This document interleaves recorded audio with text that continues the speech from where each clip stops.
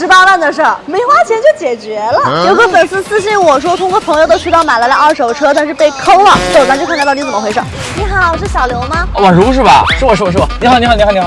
车怎么了？这车它总响。检查了吗？车商怎么说？车商他不管售后的事儿，去那个4S店跟我说是分动箱。对，分动箱，他跟我要18万。我一听我说你别碰了，我赶紧过来找你了。那咱先上车吧，我开着试一试，正好去趟修理厂帮你看一看。行，走。哎，这车开起来确实有这种嗡嗡响的声音，是吧？我就说这声。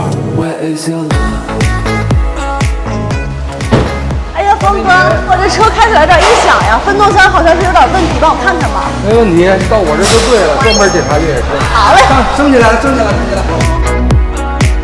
怎么了？是磕着了还是咋了？没有，没磕没碰啊，没漏油。这什么情况啊？刚刚我听是后面有嗡嗡响的声，这轮胎装反了。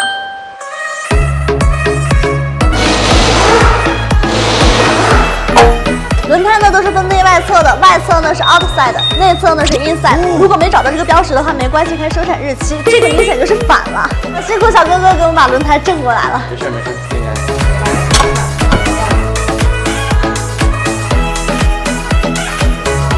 现在把这个轮胎重新装上，再出去试一试，看看还会不会响。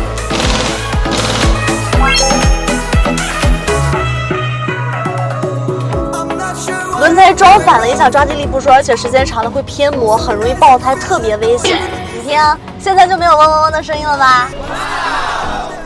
峰哥，完事了啊，这车啥事没有，就轮胎装反了，这咋算呢？哎呀，算了。哎呀，大方呀！你没事，出来玩就行，好吧？好嘞。你能想到吗？18万的事儿，没花钱就解决了。哎呦我的妈！